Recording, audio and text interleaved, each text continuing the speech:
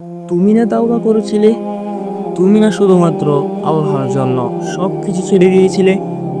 বুঝতে পেরেছিলে কোথায় তোমার আসল ঠিকানা? ভুলে গেছো? আবার কোন পাপ তোমায় গ্রাস করে নিল? তুমি তো সে যে নিজের পাপের প্রতি অনুতপ্ত হয়ে সিজদায় পড়ে অজরে কেঁদেছিলে। তাহলে আবার কেন কেন ভুলে গেলে কোথায় তোমার আসল গন্তব্য? তুমি কি হার মেনে নিয়েছো নিজের নফসের কাছে? তুমি এত দুর্বল, ভুলে গেছো তুমি কার বান্দা? কে তোমার রব? তোমার রব তো সর্বশক্তিমান। সর্বশক্তিমানের বান্দা আবার কখনো দুর্বল হয় নাকি? মৃত্যু পর্যন্ত লড়ে যাও, শয়তানকে দেখিয়ে দাও তোমার ইমানের পাওয়ার। শয়তানের ধোকায় পড়ে অনেক পাপ করে ফেলেছ, তাই নিরাশ হয়ে গেছো।